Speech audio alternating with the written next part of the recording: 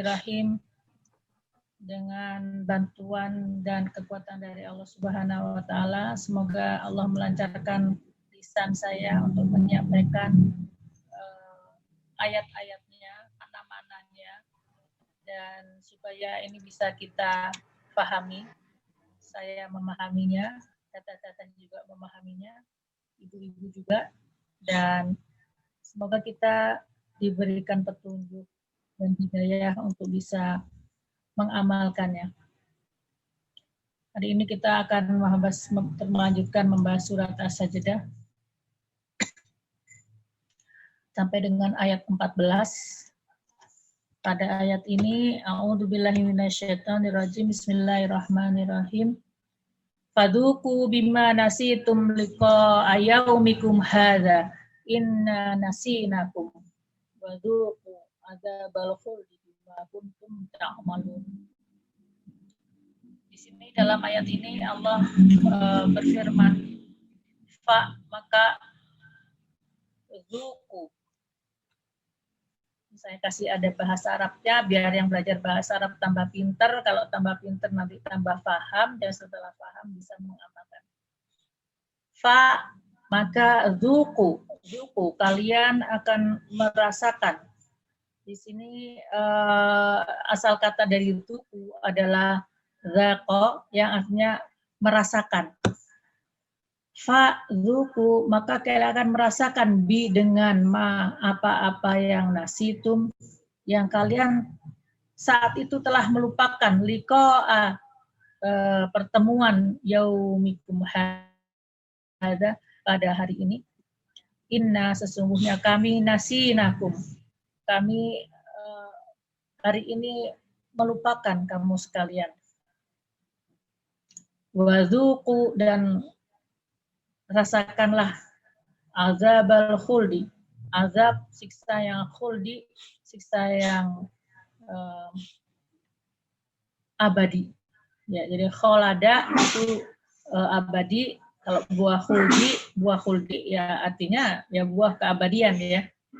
Ketika Nabi Adam itu dirayu oleh setan untuk memakan buah khuldi, itu artinya adalah buah keabadian. Setan menamakannya dengan nama buah keabadian.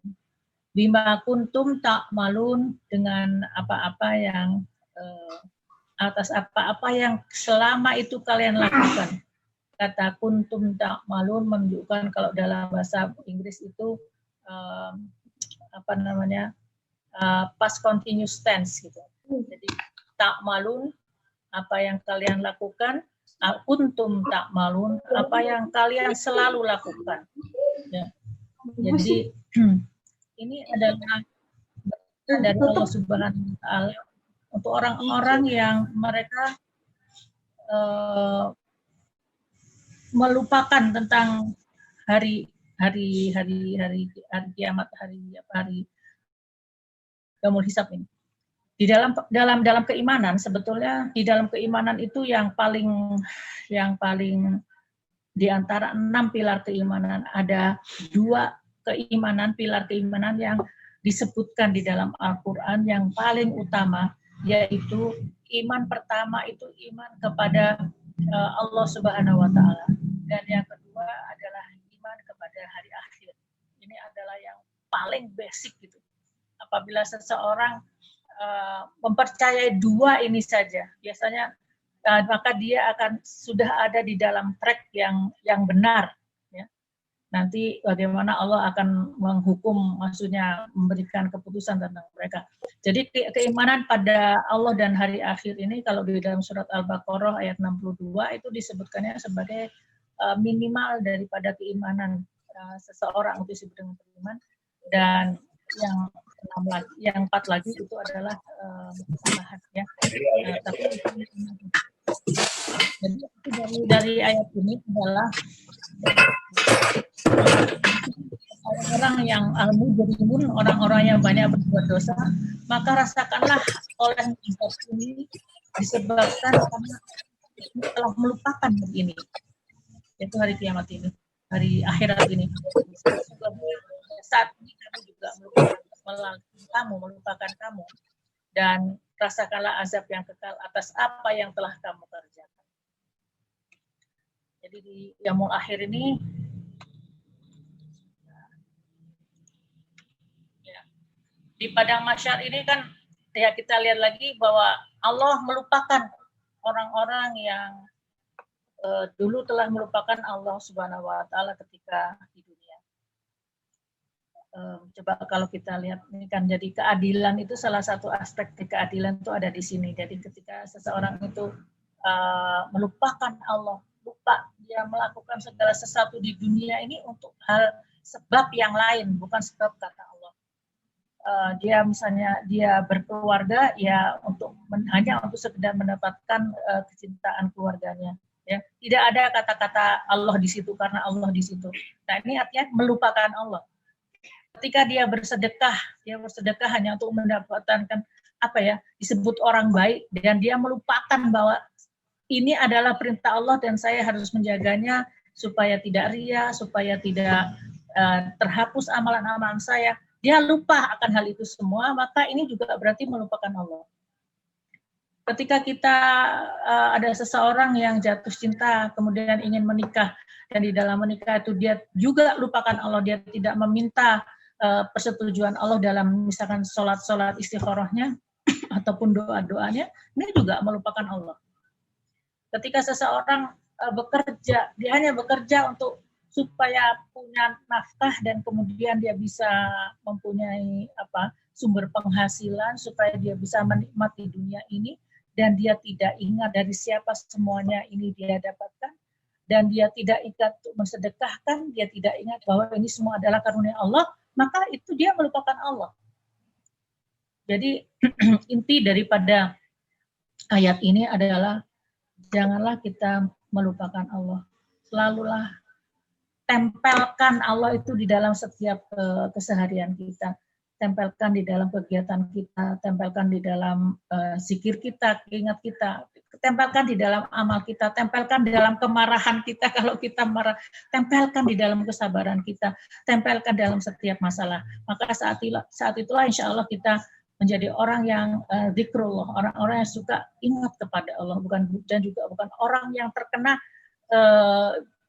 ayat ini, yaitu orang-orang yang melupakan Allah. Karena orang-orang yang melupakan Allah di dunia ini, maka Allah juga akan melupakan dia ketika di padang mahsyar dan juga di neraka jahanam. Selanjutnya, ya. Jadi ini kalimat tentang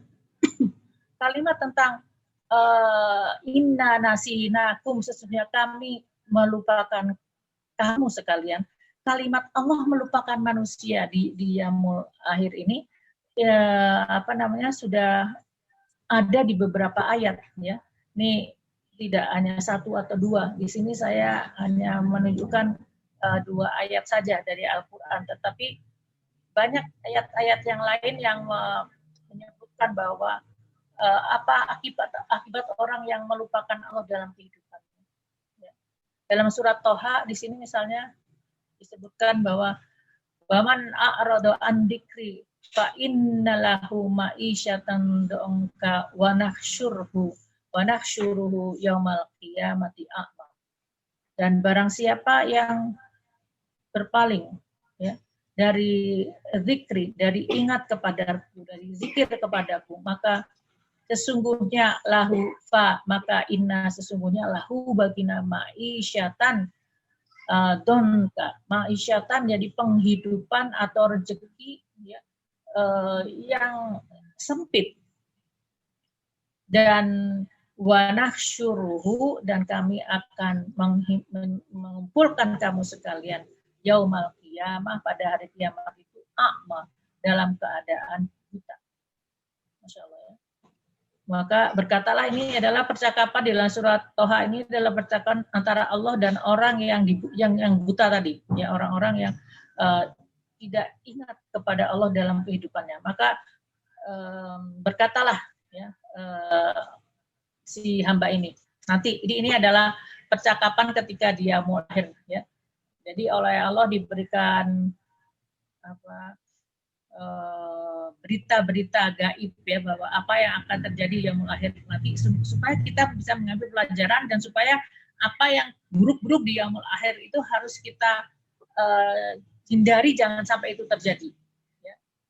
Kemudian berkatalah si hamba itu, ya Tuhanku, qala rabbi lima hasyartani, wahai Tuhanku, mengapa engkau menjadikan aku di sini bertemu dalam padang mahsyar ini dalam keadaan buta, a'ma, wa qad kuntu basira, dan sungguh aku pada saat di dunia itu adalah orang yang melihat. Kenapa aku sekarang jadi buta? Maka Allah berfirman, qala kadzalika atatka, yang itu hal itu terjadi karena telah datang kepada kamu ayatuna, ayat-ayat kami, fanasi taha, dan kalian melupakan ayat-ayat ini, dan kalian melupakan Allah, melupakan aku, dan melupakan ayat-ayat ini. Wa kadzalika yauma tunsa, dan begitulah pada hari itu, pada hari ini tunsa, kami melupakan, kamu pun dilupakan, ya, dilupakan, tidak ada yang ingat dengan dia, dengan amalannya, dengan apa yang dia perbuat. Ya. Maka ini sungguh menjadi satu penyesalan di yaumul akhir nanti, bahwa kalau sampai kita dilupakan oleh Allah, dilupakan oleh penguasa jagat alam raya semesta yang dia memiliki hari itu, dialah rajanya gitu. Dan kemudian kita dilupakan oleh raja pada hari itu, maka sungguhnya adalah satu hal yang paling mengerikan ya kalau buat saya. Terus terang aja saya membuat slide ini, membuat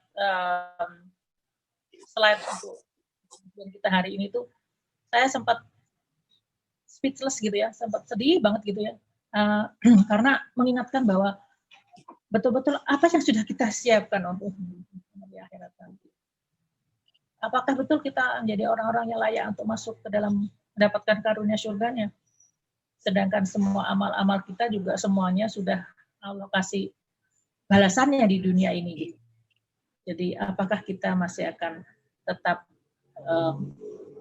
bisa mendapat rahmat, hadiah ya, rahmat dari Allah, supaya kita disiapkan dari sisa dunia? Maka itu menjadi pertanyaan yang sangat besar buat saya, dan paling tidak kita harus refleksi untuk itu, betulkah kita akan menjadi orang yang sukses di akhirat nanti. Kemudian di dalam surat Al-Jaziyah juga disebutkan, mungkin kita pernah menghafal surat Al-Jaziyah ini. Wa qila yaumana sakum kama nasitum liqa'a yaumikum hada wa ma'wakumun nar wa ma lakum min nasirin. Dikatakan wa qila yauma, dan dikatakan pada hari itu, nasakum, sesungguhnya kami melupakan kamu sekalian, kama nasitum, seperti halnya kamu juga melupakan pada liqa ayaumikum hada, pada hari ini, pertemuan pada hari ini. Wa kumunar, dan tempat kamu adalah di neraka. Wa malakum min nasirin, dan tidaklah kamu orang yang mendapatkan pertolongan. Na'udzubillah min dzalik. Ya, ini jadi buat saya pelajaran kita hari ini pada yang paling poin intinya itu adalah di sini. Ya. Hendaklah jangan pernah melupakan Allah. Setiap kali kita melakukan sesuatu, tanyakan pada diri kita. Kita ini kalau di hadapan Allah, kira-kira saya harus jawab apa ya? Kalau kira-kira saya melakukan ini, saya nanti di sana bermasalah atau enggak ya, gitu ya? Itu ekses daripada kita beriman pada hari akhirat. Selalulah ingat pada apa yang akan kita jawab nanti di akhirat nanti. Selanjutnya, mungkin kita juga perlu melakukan beberapa perenungan tentang bagaimanakah padang mahsyar itu. Ya. Bagaimana keadaan manusia dikirim ke padang mahsyar itu seperti apa sih? Gitu.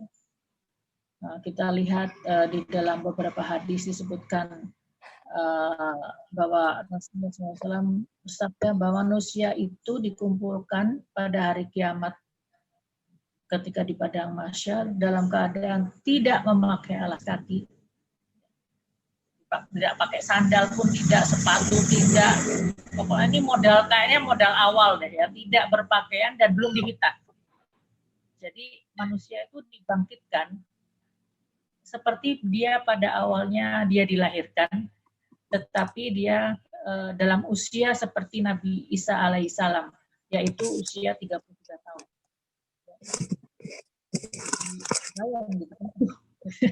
Dan memang akan ada yang diberikan baju, dan yang orang pertama kali yang diberikan baju pada hari kiamat itu adalah Nabi Ibrahim alaihissalam. Jadi bapak para nabi, ya, bahwa bapaknya orang-orang yang bertauhid kepada Allah itu adalah Nabi Ibrahim. Ya, setelah itu baru kemudian yang lain-lain dapat pakaian. Nah ini kita dapat pakaian atau enggak nih?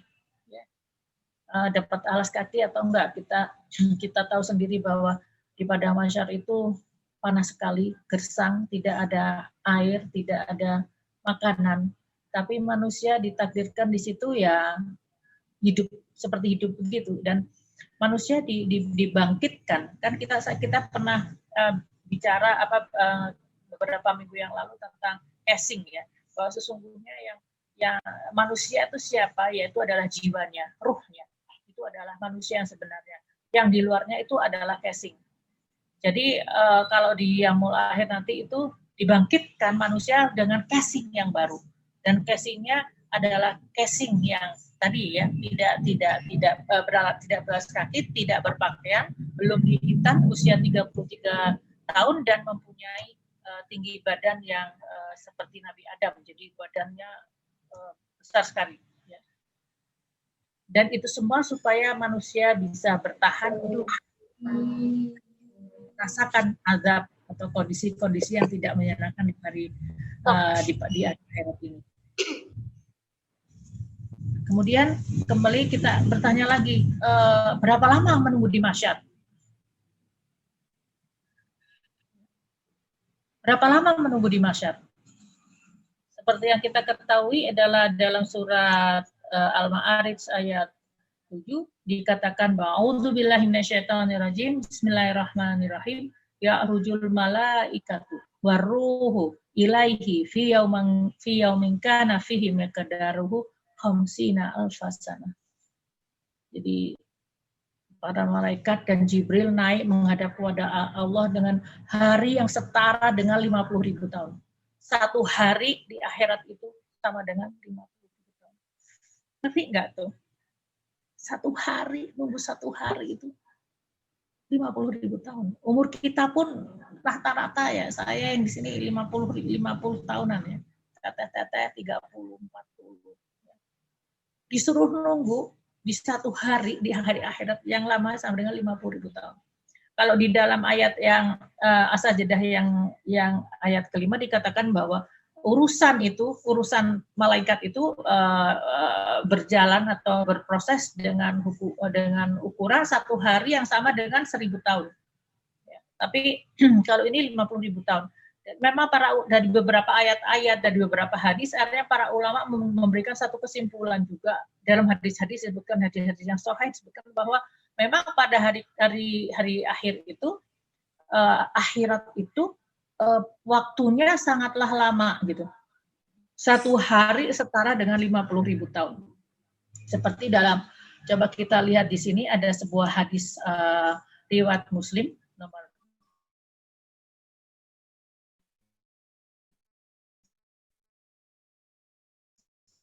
87 disebutkan bahwa tidaklah seseorang dari api neraka lantas dicelupkan ke dalam neraka jahanam, selanjutnya digosokkan pada tulang rusuk. Jadi yang logam yang panas itu digosokkan pada tulang rusuk, kening serta punggungnya. Tiap kali menjadi dingin logam itu, maka dicelupkan lagi ke neraka, dan pada hari yang sama dengan 50.000 tahun. Sehingga itu terjadi terus sehingga diputuskanlah perkara si hamba itu. Dan dia akan melihat di mana tempatnya, di surga atau di neraka. Na'udzubillah.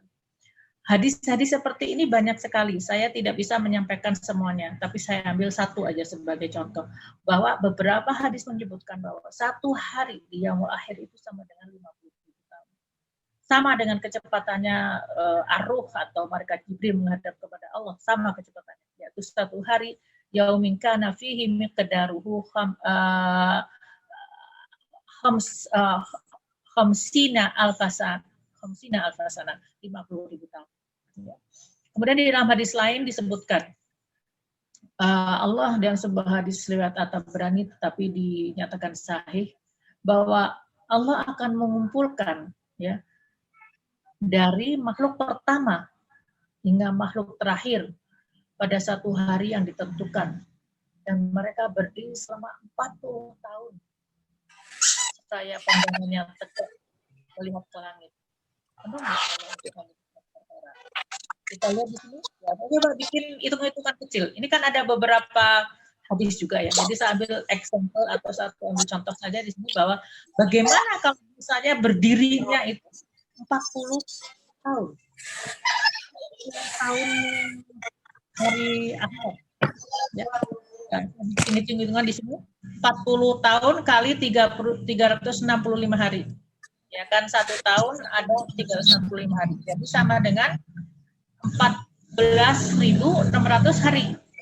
Kalau dari hadis ini kemungkinannya itu kemungkinannya adalah 14.600 hari akhirat. Nah, itu sama dengan berapa? Kalau 4, kita lihat lagi hitung-hitungannya. 14.600 hari dikalikan dengan 50.000 tahun. 1 hari sama dengan 50.000 tahun. Jadi sama dengan penunggunya 730 juta tahun. Kebayang nggak sih 730 juta tahun? Tabungan kita ada nggak 730 juta? Ada mungkin ya di sini, saya nggak tahu, mungkin ada yang tabungannya sebanyak itu, tapi kalau saya sendiri sih saya nggak punya ya sebanyak itu. Ini banyak banget 730 juta. Ini 330 juta tahun. Umur kita berapa? 50, 60, 70? Coba dibandingkan dengan 730 juta tahun. Ngeri sekali ya. Kita sholat aja pendek-pendek. Berdiri aja udah pegel. Di sini harus menunggu di Yaumul Aid nanti 730 juta tahun. Masya Allah. La haula wala quwata illa billahil aliyyil azim. Karena itu kita, ayolah kita semangatlah untuk beramal sebanyak-banyaknya, sebaik-baiknya, supaya kita bisa selamat di hari ini. Kemudian pada saat itu bagaimana dengan matahari? Matahari pada saat itu didekatkan jaraknya terhadap makhluk hingga tinggal sejauh 1 mil. 1 mil itu berapa? 1 mil itu 2,5 kilo. Nggak sampai 2,49 ya, 2,5 kilo ya. Jadi 2,5 kilo. Jadi matahari itu kalau dari sini kita ke mana ya 2,5 kilo tuh ya? Ke Pasar Sarijadi kayaknya dari sini. Dari Geger Kalong ke Pasar Sarijadi. Rumah saya ke PTDI itu sekitar 7 kilo. Ya. 6 sampai 7 kilo. Kalau garis lurus 6 kilo ya. Jadi dekat sekali matahari itu pada hari itu. Sehingga sungguh merupakan satu siksaan. Ya. Kemudian Rasul bersabda bahwa pada hari itu manusia semua tersiksa dalam keringatnya sesuai dengan kadar amal-amalnya, yakni dosa-dosanya. Di antara mereka ada yang keringatan sampai kedua mata kaki, ya, ada yang keringatan sampai lutut, ada yang keringatan sampai pinggang, ada yang tenggelam dalam keringatnya. Ya. Sambil Rasulullah SAW memberikan isyarat dengan letakkan tangan ke mulut beliau. Jadi ada yang sampai tenggelam dengan keringatnya. Ini tergantung amalnya, Masya Allah. Nah, kemudian ada juga yang menarik dalam sebuah hadis yang mengatakan bahwa ada golongan yang mendapat naungan dari Allah pada hari kiamat itu. Ya. Di tengah panasnya ya, kondisi seperti itu, ada yang mendapatkan naungan dari Allah. Makanya kita coba gitu, kalau bisa kita punya naungan ini. Coba kita lihat siapa saja. Yang pertama, 7 golongan yang dinaungi Allah dalam naungannya pada hari di mana tidak ada naungan kecuali naungannya, yaitu ada pertama adalah imam yang adil. Imam yang adil, pemimpin yang adil. Kita kayaknya bukan nih. Kita bukan imam. Yang kedua, seorang pemuda yang tumbuh dewasa dalam beribadah kepada Allah. Ini dulu saya pernah mengejar ini ya, dulu waktu masih gadis, waktu di Prancis saya ingin menjadi sosok kedua ya, tapi saya juga nggak tahu saya berhasil atau tidak. Kemudian yang ketiga, seseorang yang hatinya bergantung kepada masjid, jadi selalu ingat masjid, ingin ke masjid ya. Yang keempat adalah orang yang saling mencintai di jalan Allah, keduanya berkumpul karena Allah dan berpisah karenanya ya. Ini termasuk juga suami istri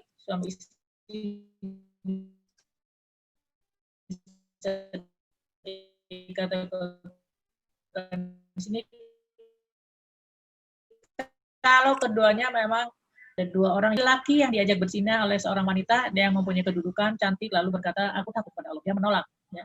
Ya, ini yang kelima. Yang keenam, orang yang bersedekah dalam dia bersedekah tapi tangan kirinya tidak tahu, dia bersedekah dengan tangan kanan, tangan kirinya tidak tahu apa yang diinfakkan dengan tangannya yang kanan. Nah, ini jadi bersedekah dengan sembunyi-sembunyi maksudnya gitu. Yang ketujuh adalah orang yang berzikir kepada Allah dalam keadaan sepi, lalu kemudian dia meneteskan air mata karena sedih mengingat dosa-dosanya dan berharap kepada Allah agar mendapatkan rahmat-Nya, dan dia sangat ingin ya, berhasil dalam kehidupan akhiratnya. Ini orang yang ketujuh. Nah, ini hadis ini memang salah satu hadis yang naungan, tapi sebenarnya tidak cuma 7 saja. Sebentar ya, saya izin dulu sebentar.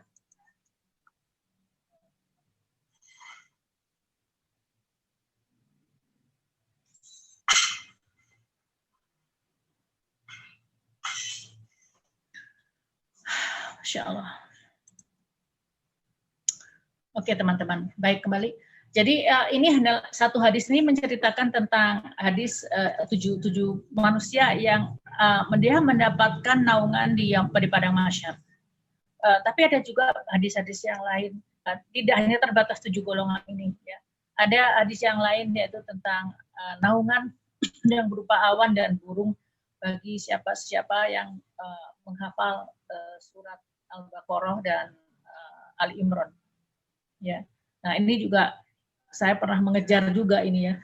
Saya pernah mengejar untuk bisa menghafalkan surat Al-Baqarah dan surat Ali Imran karena pengen sekali ya pada hari itu gitu mendapatkan naungan dari Allah. Kan kita keluar aja sedikit aja jam 11 kita udah kepanasan. Apalagi di akhirat yang matahari demikian dekat, hanya 2,5 kilometer, kemudian kita panasnya minta ampun, berdiri, nggak ada kursi, dan kemudian juga tidak ada naungan dan berdiri selama tadi berapa kita hitungnya berapa juta? Ada ingat 730 juta tahun menunggu bahwa biasanya mereka itu kan mereka tuh berkumpul di padang mahsyar. Mungkin yang pernah berhaji pernah merasakan bagaimana rasanya berkumpul di padang Arafah. Sehingga orang-orang ini akan karena menunggu lama mereka bergerak dan mereka bisa nanti akan berkumpul dengan golongannya gitu. Jadi sambil menunggu itu mereka berkumpul dengan orang-orang yang mereka merasa sama ya dengan dirinya. Ya saya berharap juga kita semua nanti dari grup penghafal Al-Quran ini kita juga bisa jadi kita akan berkumpul juga nanti di padang mahsyar ya, mencari-cari ada Mbak Dewi gitu ya. Ayo Mbak Dewi kita di sini aja ya gitu ya. Kita di sini aja, kita ngumpul aja deh.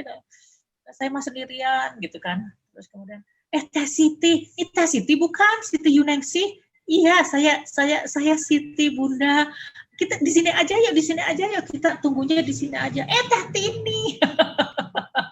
Teh Tini, ayo Teh Tini kita di sini. Kemudian Teh Popon ya.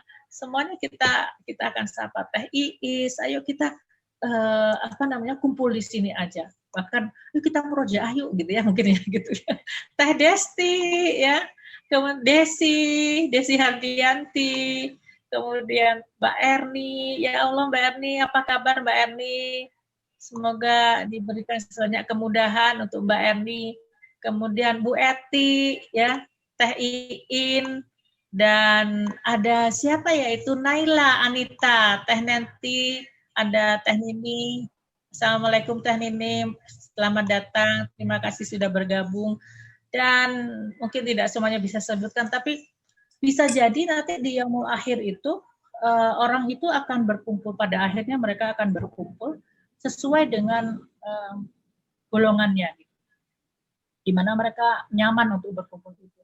Dan saya berharap sekali, saya juga banyak harus memurojaah ya surat Al-Baqarah dan Ali Imran ini, tapi kadang-kadang berpikir ya Allah nanti mudahkan ya supaya lancar gitu, atau paling enggak mungkin kalau sudah ini harapannya ya, kalaupun belum ada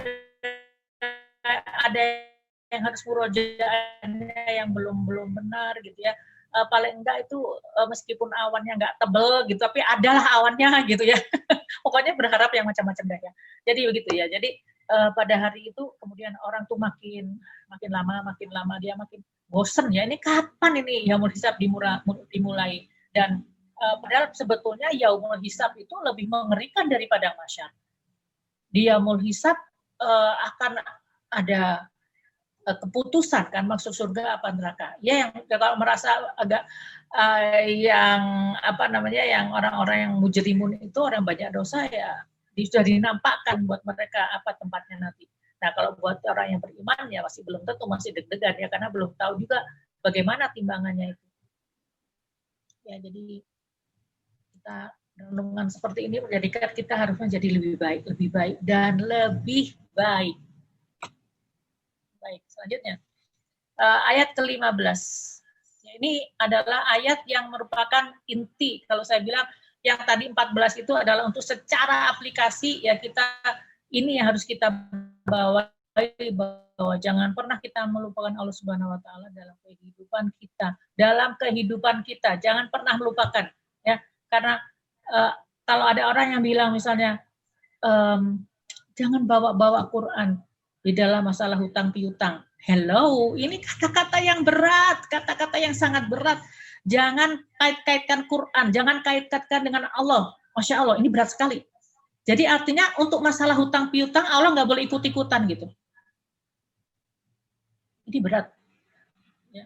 Kemudian orang-orang juga yang apabila wa idza dzukiru ayatina, diingatkan ayat-ayat Allah, maka mereka itu berpaling. Tawallau, ya, mereka berpaling. Nah, ini juga hati-hati ya. Kadang-kadang kita ada orang ya, kita manusia melakukan hal-hal yang menurut mereka tuh remeh-remeh, tapi sebetulnya tidak remeh kalau ada Allah di dalam percakapan itu. Kalau ada Allah di dalam masalah itu, maka kita harus betul-betul berhitung yang benar bahwa ada Allah di situ. Jangan pernah melupakan Allah dalam setiap masalah kita. Gawat nanti ujung-ujungnya. Baik, selanjutnya nih ayat ke-15 adalah ayat yang berkaitan dengan inti daripada surat As-Sajdah, yaitu dalam ayat 3, innama yu'minu. Maaf. Innama yu'minu bi ayatinal ladzina idza dzukiru biha kharru sujada wasabbahu bihamdi rabbihim wa hum la yastakbirun. Orang-orang yang beriman itu apabila diperingatkan dengan ayat-ayat kami, mereka bersungkur, mereka menyungkur, mereka menjatuhkan dirinya sujud dan bertasbih serta memuji Tuhannya. Dan wala yastakbirun, mereka tidak menyombongkan diri. Oke, kita lihat innama, sesungguhnya yu'minu, yang beriman, orang yang beriman bi ayatina, dengan ayat-ayat kami itu adalah alladzina, adalah orang-orang yang apabila dzukiru, apabila diingatkan, ya ini katanya dzukiru, diingatkan, dan ada tasdid di atas kaf, artinya diingatkan berkali-kali. Artinya bahwa peringatan Allah di dalam Al-Quran itu tidak cuma sekali, berkali-kali. Dan ini kerasa buat para penghafal ya, karena dia menghafal, dia mengulang gitu. Jadi merasa diingatkannya tuh makin intens gitu. Dan karena itulah kita beruntung ya yang berusaha menghafal Al-Quran semampu kita, karena pada saat itu kita merasakan juga bahwa memang Allah itu mengingatkan kita dengan berulang-ulang kali. Ya. Alladzina idza dzikiru biha kharru. Mereka itu kharru. Apakah kharru itu artinya mereka menjatuhkan diri, mereka langsung gitu ya, sujada, menjatuhkan diri dan mereka itu bersujud kepada Allah. Jadi kharru itu sujada, itu sujud kepada Allah. Mereka segera bersujud kepada Allah, wasabbahu, dan mereka bertasbih kepada Allah, bihamdihi, dan dengan memuja Rabbihim, memuja Tuhannya, wahum, dan mereka tidaklah yastakbirun, tidaklah sombong. Ya.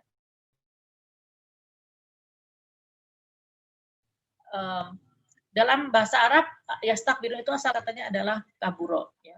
Jadi besar. Ya. Tapi yastakbirun itu artinya merasa besar. Orang yang merasa besar pada kenyataannya biasanya tidak besar. kalau merasa besar itu biasanya nggak besar ya ini. Nah, kalau manusia, apakah manusia itu besar? Tidak sama sekali. Dibandingkan alam semesta, manusia tidak ada apa-apanya.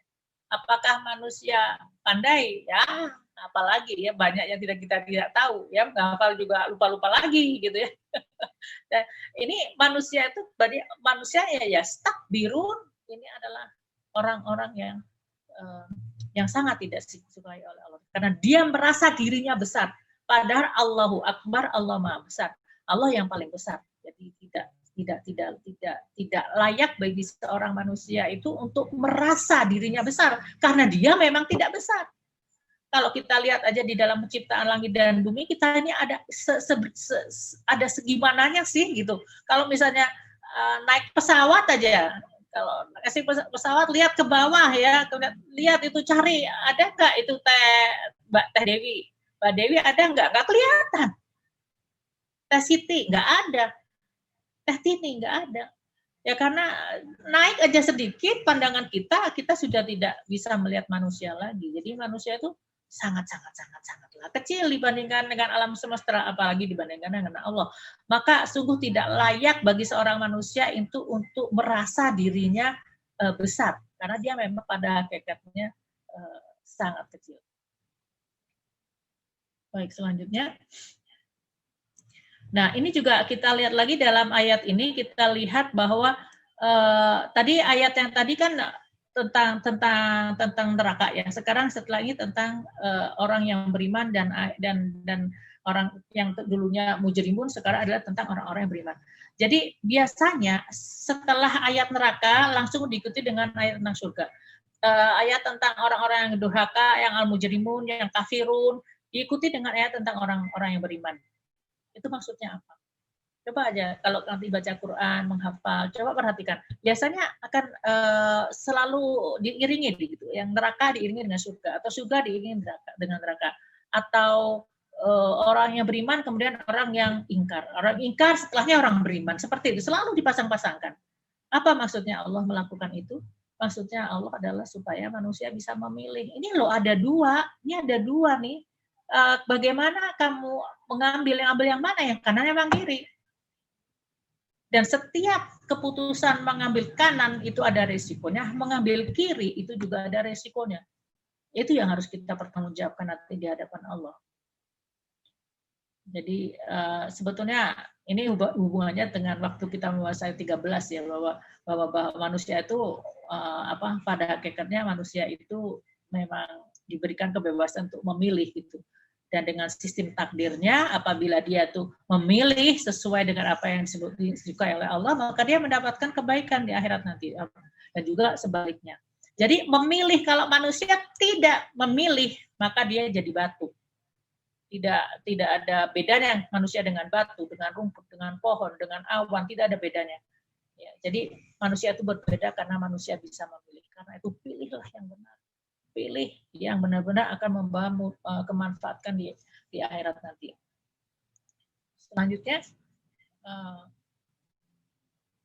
Selanjutnya innama yu'minu ya bi ayatina alladzina idza dzukiru biha kharru sujada. Jadi apa yang dibaca ketika kita sujud? Ada banyak yang bisa dibaca ketika sujud. Kalau di dalam buku Imam An-Nawawi itu ada sampai puluhan gitu ya yang bisa bacaan-bacaan itu sujud. Tapi buat saya yang penting itu adalah mau sujud aja dulu. Pertama mau sujud dan kemudian berzikir kepada Allah dan ucapkan kalimat-kalimat tasbih. Bacaan sujud yang paling sering itu adalah subhana rabbiyal azim wa bihamdi subhana rabbiyal a'la wa bihamdi. Jadi subhana maha suci Allah, rabbiya Tuhanku yang azim, yang maha besar, yang maha agung. Ya, ini ada. Jadi bacaan sujud ini adalah personal sekali. Rabbiya itu Tuhanku gitu. Jadi dalam sujud ini kita mengucap bahwa ya Allah maha suci Engkau yang maha agung, dan dengan memujamu, dengan mengucapkan pujian kepadamu. Subhana rabbiyal a'la wa bihamdi, diulangi lagi tapi dengan bukan azim tapi a'la artinya tinggi. Maha suci Tuhanku yang maha tinggi dan dengan memujinya. Di sini kalimat ini mengandung makna yang sangat dalam. Apakah sih sebetulnya dengan bertasbih? Subhanallah, kalau kita itu bertasbih kepada Allah itu apa sebetulnya? Bertasbih itu bukan mensucikan Allah ya. Kalau ini ada konotasi mungkin bahasa Indonesianya yang kurang tepat ya. Mensucikan subhanallah itu disebutkannya dalam bahasa itu adalah mensucikan Allah. Ini ya, yang loh kalau mensucikan Allah berarti Allah tidak suci dong. Karena Allah al-Qudus, Allah Maha Suci. Sebetulnya ketika kita bertasbih subhanallah itu bukan artinya kita mensucikan Allah dengan bacaan kita, karena Allah itu biarpun kita seluruh alam semesta tidak bertasbih kepada Allah, tetap saja Allah itu suci. Seluruh alam semesta tidak memuji Allah, tetap aja Allah Maha Tinggi. Seluruh manusia dan juga alam semesta ini tidak bersujud kepada Allah, Allah tetap hebat. Jadi apapun yang dilakukan oleh makhluk itu tidak memberikan efek apa-apa kepada Allah. Jadi maksudnya apa? Maksudnya subhanallah mensucikan itu sebenarnya mensucikan pikiran kita itu, mensucikan pikiran kita dari pikiran-pikiran yang salah terhadap Allah. Kenapa salah? Ya karena kita kan nggak pernah lihat Allah. Kita kan belajar di Asmaul Husna, belajar dari Al-Quran, ngaji, ikut kajian tafsir, kita berpikir ya. Ada banyak hal yang terjadi di situ. Kita bisa salah mengerti, kita bisa kurang paham gitu ya. Karena itulah kemudian ada kalimat powerful itu yaitu subhanallah, Maha Suci Allah. Karena selama proses kita itu memahami kesucian Allah, kita nggak akan pernah bisa 100% memahami kesucian sifat-sifat dan perbuatan Allah itu, kita tidak akan pernah bisa memahaminya. Karena kita juga tidak tahu seberapa besar Allah, seberapa agung Allah, seberapa gagah Allah, kita tidak tahu. Karena itulah pemujaan kita kepada Allah itu harus diiringi dengan subhanallah. Saya pernah ngefans sekali dengan kalimat subhanallah itu sehingga senang sekali subhanallah. Saya ini mensucikan Allah, subhanallah, subhanallah. Sampai saya sempat lupa istighfar, maksudnya sampai istighfar itu kurang lah gitu, banyak subhanallah. Kemudian saya ditegur oleh Allah tahun 2010 ketika berhaji, dan ketika haji itulah kemudian Allah menegur saya bahwa Hani kamu kurang istighfar. Hanya saya banyak lagi beristighfar ya. Jadi jadi itu episodenya bahwa saya pernah betul-betul sangat suka kalimat subhanallah, dan subhana rabbiyal azimi wa bihamdi subhana rabbiyal wa bihamdi itu adalah kalimat yang sangat berat timbangannya nanti di akhirat nanti. Kalau Rasulullah SAW pernah bersabda bahwa kalau kamu ingin timbangan kamu itu berat, banyaklah bertasbih. Ya. Nah, jadi sekali lagi bertasbih itu adalah mensucikan pikiran kita, ya, bukan mensucikan Allah, tapi mensucikan pikiran-pikiran kita yang karena kebodohan kita, karena kekecilan kita, maka kita tidak bisa paham tentang keagungan asma Allah dan juga kebesaran daripada semua perbuatan-perbuatan Allah. Karena itu kita harus didampingi terus dengan kalimat subhanallah. Bahkan yang lebih unik lagi dari bacaan ini adalah subhana rabbiyal azim wa bihamdi, dan dengan menyebutnya dan dengan memujinya. Artinya di dalam memuji kepada Allah aja kadang-kadang itu tidak sepantasnya. Maksudnya sepantasnya itu nggak level gitu loh. Maksud saya tuh Allah tuh kan maha, dan kemudian kita memujinya cuma sampai di sini aja. Padahal Allah mahanya segini. Tapi kita karena ketidakmampuan kita memujinya sampai di sini saja. Contoh misalnya gini ya. Alhamdulillah ya Allah, hari ini saya sudah bisa makan gado-gado. Senangnya gado-gado. Togenya itu bisa bikin sendiri, ya. Kemudian ada seladaknya, nanam sendiri, buah labunya panen dari kebun sendiri. Aduh, senang banget. Nah, itu kita bilang alhamdulillah, ya, alhamdulillah. Tapi sebetulnya kita mengatakan saya bersyukur kepada Allah, tapi sebetulnya yang harus disyukuri itu lebih banyak lagi.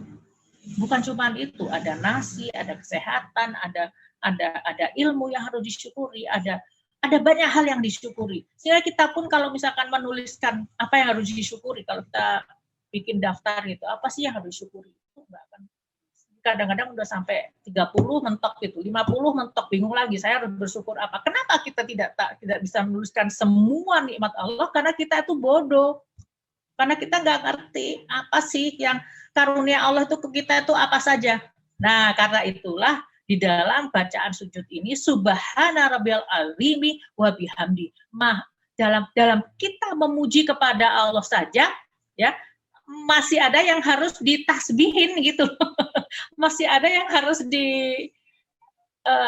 diminta mohon Allah mengampuni kita, karena kita itu dalam memujinya aja itu tidak selevel yang harkat atau martabat Allah Subhanahu wa taala. Ya. Itulah yang disebut dengan subhanallah. Oke, selanjutnya jadi di sini kembali kita beri ringkasan sedikit tentang ayat ini bahwa ada dua sifat kaum mukminin yang disebutkan di dalam ayat ini, yaitu yang pertama adalah orang yang mukmin itu adalah, ini dalam ayat ya, tapi kalau di dalam Al-Quran tanda-tanda kaum mukminin itu banyak sekali. Tapi di sini kita ada dua saja yang kita pelajari, yaitu ketika bertambah iman dan pengetahuan setiap mendengar ayat-ayat Allah. Ya. Kalau inna yu'minu billah bi ayatina alladziina idza dzukiru biha. Jadi kalau dia nggak akan bisa bersujud kalau dia tidak tahu kenapa dia harus bersujud. Jadi pasti dia mempunyai ilmu yang baru, bahwa tambah iman dan pengetahuannya setiap kali dia mendengar ayat Allah. Yang kedua adalah hendaklah kita selalu berendah hati di hadapan Allah Subhanahu wa taala, ya, jangan yastakbirun, jangan merasa diri kita orang yang besar, ya, karena kita memang bukan orang yang besar. Ini saya mau cerita sedikit ya. Dulu ketika saya masih muda sebelum menikah kan saya sering ke Darut Tauhid dan suka di santri itu suka cium tangan sama saya gitu kan.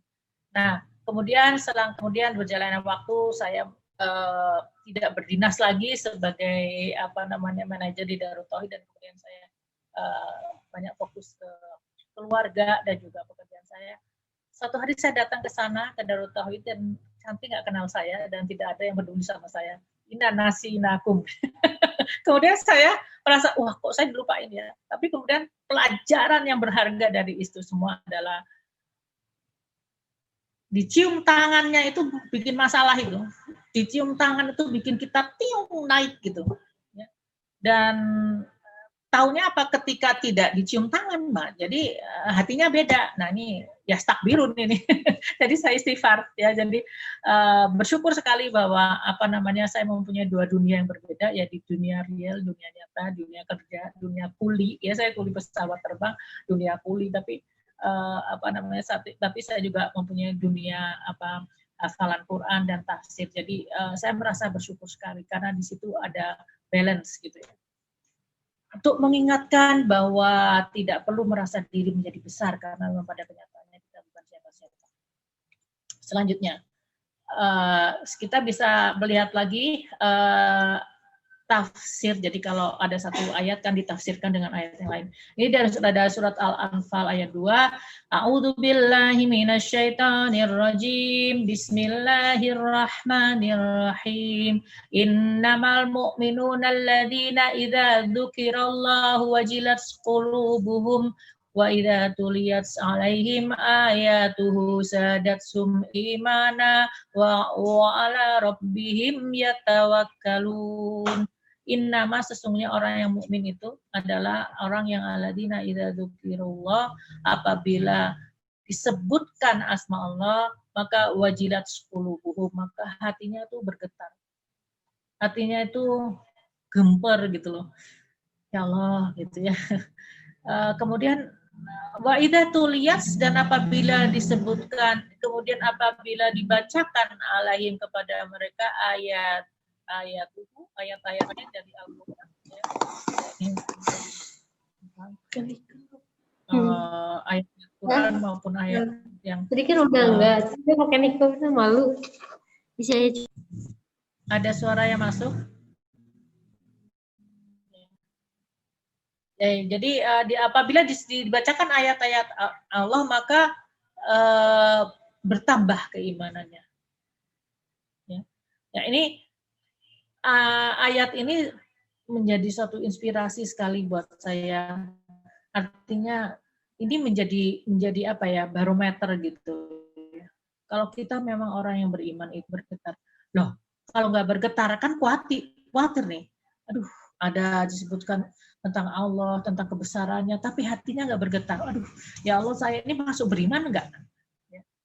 Nah, terus kemudian kalau ada ayat-ayat Allah hari-hari gitu, nggak efek gitu.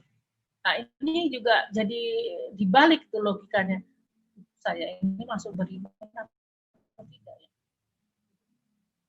Jadi ayat-ayat Al-Quran seperti ini tuh bisa menjadi barometer buat kita. Dan yang ketiga, wa ala rabbihim yatawakkalun. Kalau ada punya masalah itu tawakal kepada Allah. Tawakal itu asal katanya wakila. Wakila itu artinya kita mewakilkan urusan. Ya. Jadi kalau ada masalah itu kembalikan lagi kepada Allah. Wa ilallah turja'ul. Ya Allah, saya punya masalah, tolong masalah saya dibantu ya Allah. Bagaimana cara minta tolong, bagaimana jalan keluarnya. Saya nggak suka dengan kenapa kejadiannya seperti ini, tapi saya nggak ngerti apa yang harus saya lakukan. Ya Allah, bimbinglah saya, berikan saya petunjuk mana yang harus saya lakukan. Nah, itu orang yang bertawakal. Ya. Jadi ini tambahan lagi bahwa orang-orang yang beriman itu tanda-tanda seperti ini. Kalimat-kalimat seperti ini menjadi satu ini buat kita oh iya, saya harus apa sih dalam kehidupan ini. Selanjutnya. Saya sampai jam berapa, Teteh? Sampai jam 5.15. Saya sampai 5.15 ya? Masih ada waktu sekitar 14 menitan lagi. Oke. Baik, kita lanjutkan. Nah, saya akan sedikit berbagi dengan teteh-teteh tentang cara manusia bersujud. Ya. Nah, ini kita lihat, ini kalau Katolik Notre Dame yang di Paris, ini bersujudnya begini. Kakinya lurus ke belakang. Nah, kemudian kalau Kristen Ortodoks seperti ini mirip dengan kita. Memang beberapa Kristen Ortodoks itu ada yang mirip sekali ibadahnya dengan kita, bahkan mereka ada kalau di Kristen Ortodoks itu sholatnya mereka tuh caranya seperti orang Islam. Jadi ada rukunya, ada sujudnya. Kita lihat ini sujudnya mirip sekali. Kalau di dalam memang kalau untuk orang-orang Katolik dan Kristen mereka mempunyai beberapa bentuk cara sujud. Jadi ada yang seperti ini, sujud seperti ini, kemudian ada duduk sambil begini ya kayak orang sholat tapi sholat duduk tuh ya. Kemudian seperti ini, kemudian ada yang siap gerak gitu ya, berdiri hormat. Kemudian ada yang berdoa seperti ini, ya ada yang sambil berjalan, oh ya, terus ada yang bersungkur. Nah ini yang dilakukan, ini yang level yang paling tinggi yaitu bersungkur seperti ini yang dilakukan oleh para pendeta dari Katolik Notre Dame Prancis. Kemudian orang Yahudi, nah Yahudi itu seperti ini, ya mirip juga ya sama kita ya, cuman ini nggak sampai nyentuh ke jidatnya, nggak sampai nyentuh ke tanah. Kemudian dari orang Hindu, India, nah mirip juga, ya. Kalau yang ini dari Zen, dari kepercayaan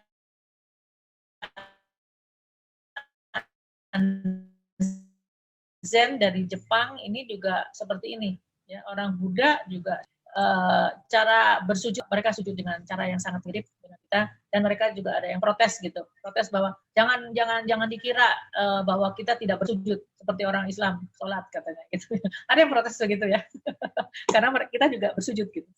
Cuman ya itu tadi sujudnya kalau di orang Katolik dan Kristen mereka berbagai macam cara. Ya. Sama juga kita kan juga sama ya, kita juga ada yang sujudnya seperti ruku ya, masalah bahasa aja gitu. Oke, selanjutnya ini hanya sharing aja buat teman-teman supaya kita bisa memahami bahwa mereka juga dari agama yang sama dan mereka mempunyai cara-cara ibadah yang mirip sekali dengan kita. Ada sebuah video, tapi saya tidak share di sini, tentang orang-orang yang dari agama Yahudi itu, mereka ada yang sholatnya mirip sekali dengan kita. Mereka sholatnya tuh seperti 4 rakaat. Mereka sholat benar-benar sujud, jadi berdiri membaca kayak kita gitu, terus kemudian mereka sujud, ya sujud sekali, terus kemudian naik lagi, kemudian baca lagi, sujud lagi, kemudian naik lagi, 4 kali, jadi kayak 4 rakaat gitu, kan nggak pakai ruku. Buat saya hal seperti ini menarik, gitu. Menariknya itu bahwa ini adalah ajaran yang sama dari Allah Subhanahu Wa Taala, cuman dari mereka sudah lebih lama, jadi mengalami degradasi atau perubahan. Tapi wujud dari bersujud itu dalam berbagai bentuk agama itu sama ternyata. Gitu. Ini menarik sekali buat saya. Karena kenapa saya ingin membahas hal seperti ini yang sifatnya universal? Karena ingat bahwa kita sedang di akhir zaman, dan di akhir zaman nanti ketika Dajjal muncul itu hanya akan ada 2 golongan, yaitu Hizbullah dan Hizbus Syaitan.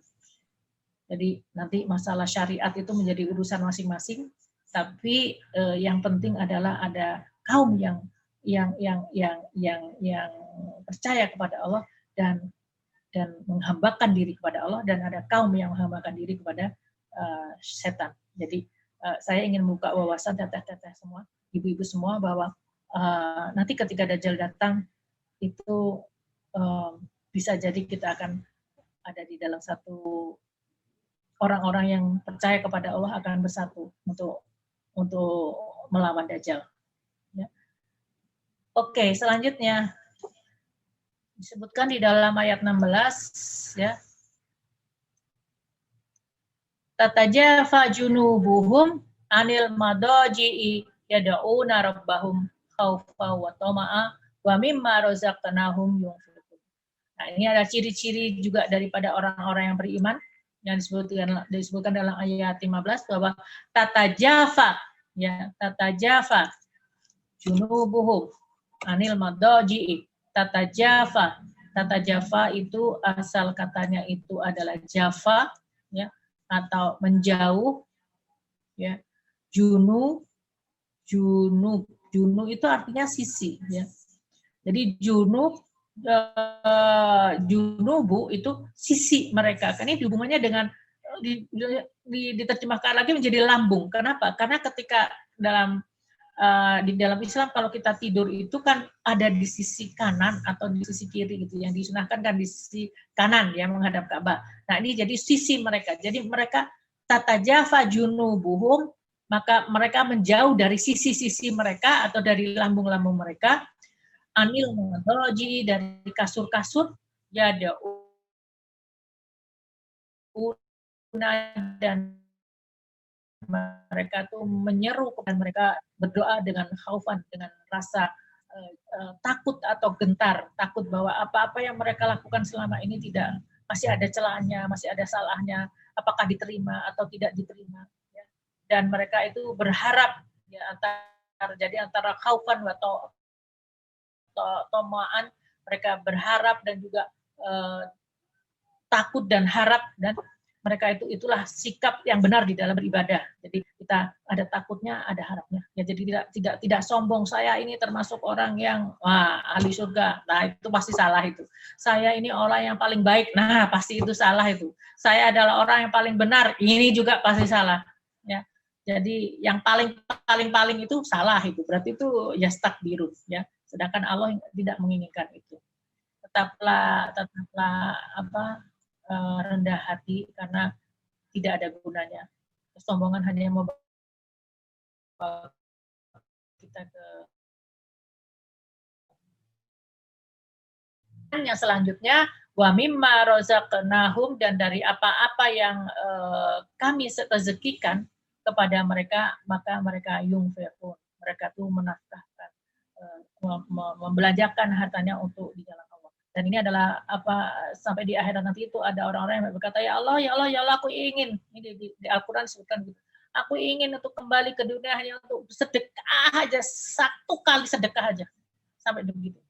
Karena demikian bahwa sedekah ini memberikan manfaat kepada kita semua ya, di dunia maupun di akhirat. Oke. Selanjutnya ya ini disebutkan dalam surat Al-Isra ya.